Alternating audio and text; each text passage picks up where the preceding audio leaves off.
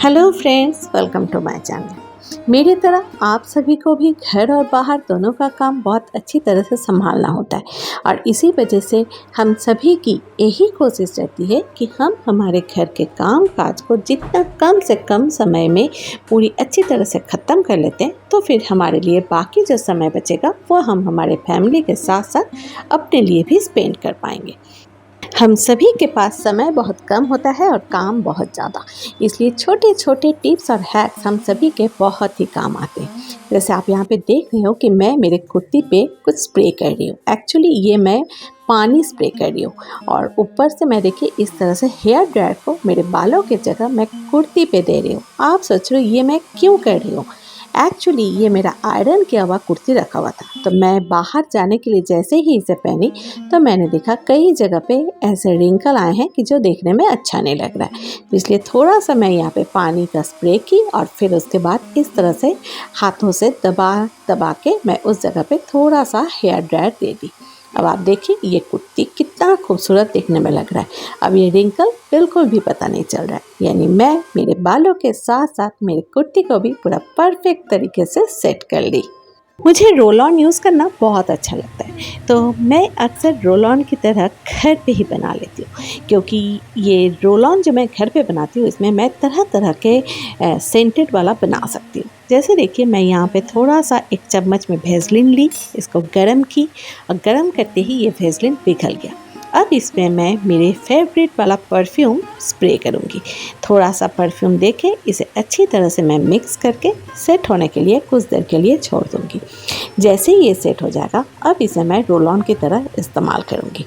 इसे लगाने के बाद ये लंबे समय तक इसकी खुशबू बरकरार रहती है। अब इसे मैं मेरे पर्स में लेके कहीं भी जा सकती हूँ, जब भी ज़रूरत पड़े तभी मैं इसका इस्तेमाल कर लूँगी। कहा जाता है जब तक हम गलतियां करते नहीं तब तक हम कुछ नया सीखते नहीं।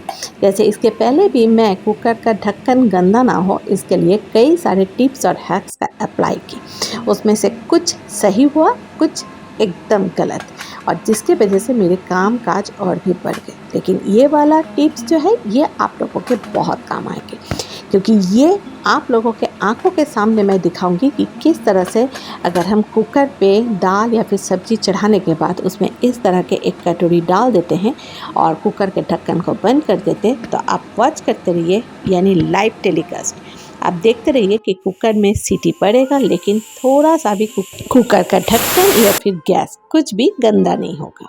यानी मेरा काम कितना आसान हो गया। नमकदानी का इस्तेमाल करते समय नमक का ना गिरना या फिर नमक में नमी आ जाना, तो ये हम सभी इस प्रॉब्लम को फेस करते हैं और इससे छुटकारा पाने के लिए मैं यहाँ पे नमकदानी में पहले ही कुछ चावल दे के रख देती हूँ। इस सूखे चावल को दे के रखने से इस नमक में जो आपका नमी आती है वो सारे ये चावल एब्जॉर्ब कर लेता है। हम नमकदानी का इस्तेमाल करेंगे, नमक बहुत आसानी से गिरेगा।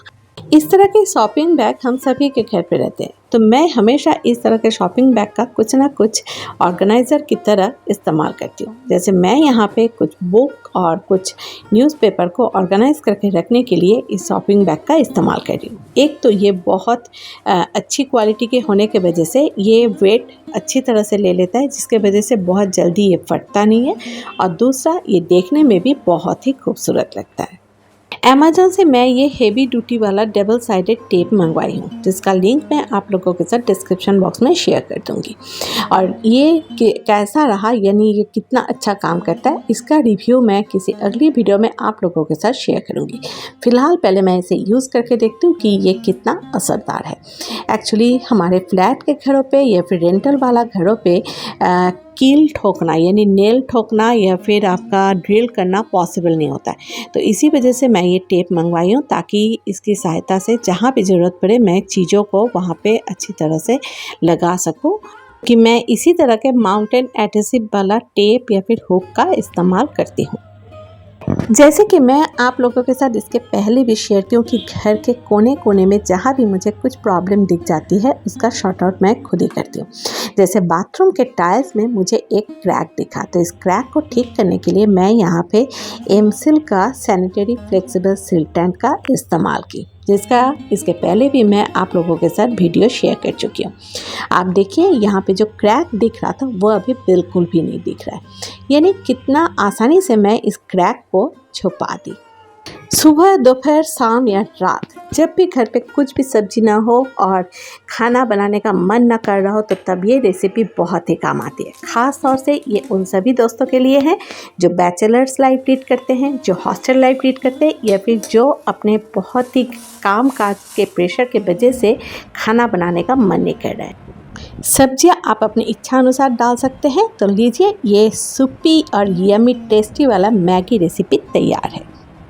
जब धनिया पत्ता बाज़ार में बहुत ज़्यादा महंगा हो तब अगर कुछ भी धनिया पत्ता ख़राब हो जाता है तो मन बहुत दुख जाता है। तो इसी वजह से मैंने धनिया पत्ते को स्टोर करने का बहुत सारे तरीके अपनाए। अंत में जाके मैं आप लोगों के साथ ये तरीका शेयर कर रही हूँ।